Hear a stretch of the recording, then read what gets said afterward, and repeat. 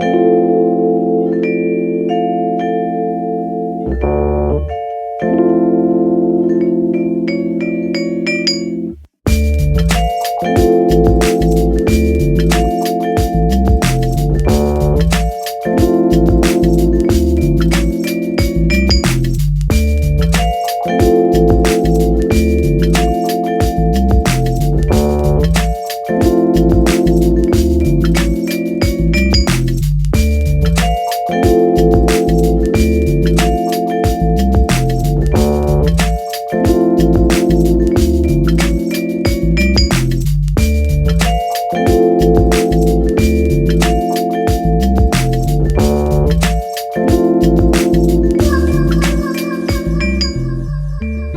point de départ, ça a été donc la volonté des chercheurs réunis dans le LabEx Innovation et Territoires de Montagne de travailler de manière différente avec les différents acteurs non chercheurs des territoires de montagne. Dans le Morvan, dans le cadre de différentes situations où moi je travaillais sur le terrain, j'ai été amenée à intervenir sur le Mont Beuvray, à travailler avec l'établissement public de Bibracte et aussi avec les chargés de mission du Parc naturel régional du Morvan, à un moment où ils voulaient demander un renouvellement de label pour un territoire. Donc le label s'appelle Grand Site de France, pour un territoire qui était autour du Mont Beuvray. Et ce renouvellement nécessitait, avec pour visée d'élargir le territoire concerné. Et donc, ça allait concerner des habitants. Jusque-là, il n'y avait pas d'habitants sur ce grand site.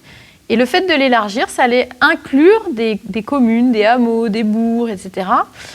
Et quelque part, les acteurs et les gestionnaires ont été intimidés par le fait de changer d'échelle et de se dire bon, là, il y a des habitants, il faut travailler avec eux et peut-être qu'on ne sait pas très bien faire, il faudrait qu'on soit aidé. Dans la compétition généralisée des territoires, on va dire, il s'agit de se distinguer et c'est là où on voit de plus en plus, et en particulier sur les territoires de montagne, un usage par les acteurs publics de ces labels de type parc, de type Grand Site de France, etc., etc. Patrimoine mondial, qui vont permettre de faire jouer comme ça une image de distinction, de singularité. D'un côté, on veut créer des îles, parfois presque des utopies, des territoires d'expérimentation, mais on le fait en finalement utilisant des règles, des modes de gestion définis de manière uniforme. Donc là, pour nous, il y avait un paradoxe à travailler parce que ça interroge ce qu'on entend par territoire ou lieu singulier.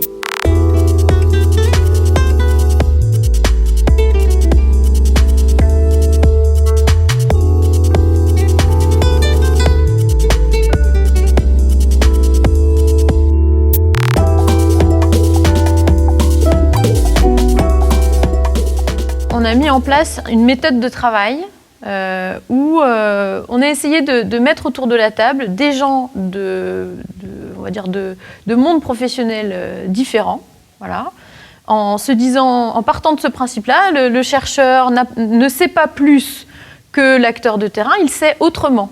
Voilà, et l'acteur de terrain, c'est autre chose. Voilà. Et comment on fait pour partager ces savoirs et construire en mettant les uns avec les autres ces savoirs qui d'habitude n'ont pas forcément la capacité de se côtoyer dans un rapport égal, quoi.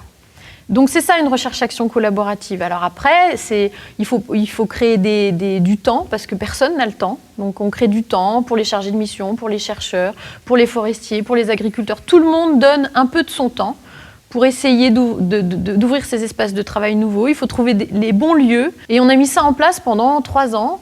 Mais pas seul, c'est-à-dire on a mis ça en place avec le parc du Morvan et Bibracte. On a construit comme ça toute une série d'espaces de travail différents, quoi. Et bien sûr, les espaces participatifs, aujourd'hui, c'est la grande mode, donc il y en a partout, tout le temps. Le grand problème, c'est que ça aboutit rarement. C'était cette exigence-là qu'on s'est donnée à chaque temps de travail, c'est de trouver qu'est-ce qu'il allait avoir en retour. Ce qui fait qu'on n'a pas amené des solutions à chaque fois, mais par contre, on a amené des propositions qui décalaient un petit peu les habitudes.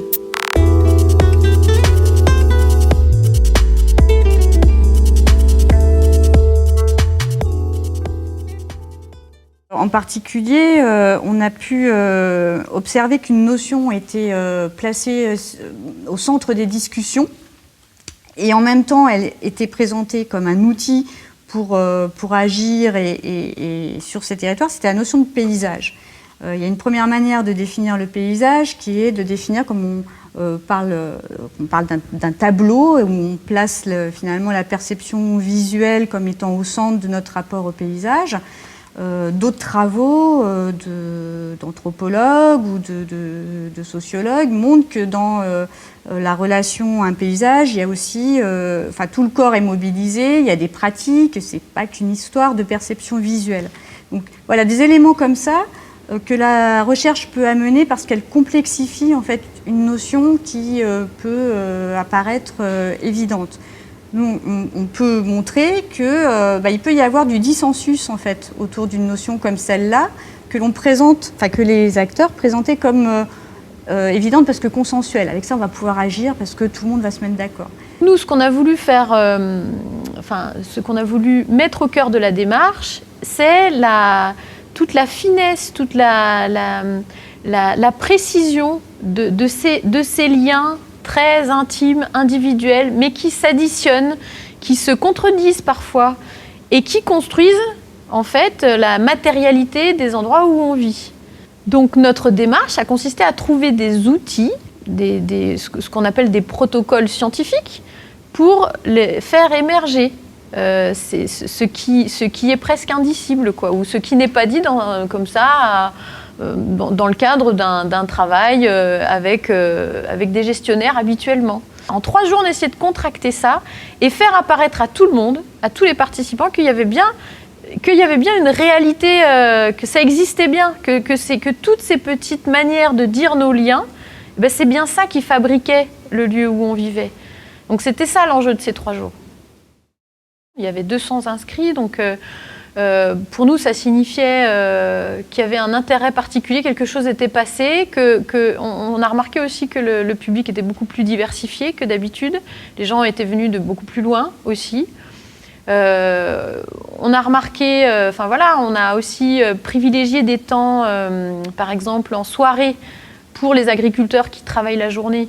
La soirée a été, on avait prévu 40 personnes, on était 55, donc je pense que ça a très bien fonctionné parce qu'aussi on a vraiment fait la démarche d'aller au-devant des gens pour leur dire c'était pour eux qu'ils étaient invités à venir parce qu'on avait besoin d'eux pour cet événement-là.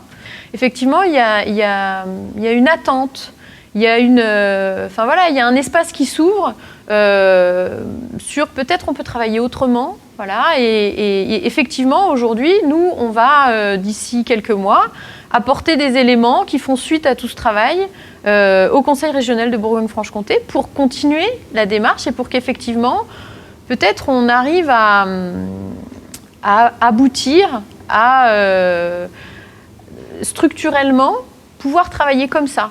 Voilà, c'est un peu l'ambition des mois à venir au niveau de l'action. Et au niveau de la recherche, au niveau de la recherche, notre ambition, c'est d'arriver à raconter en fait tout ce processus long de la recherche-action collaborative sur ce territoire, de manière à ce que ça constitue un témoignage sur des démarches peut-être moins habituellement mises en œuvre par les institutions de recherche. Voilà, ça, on aimerait en témoigner à travers un ouvrage grand public.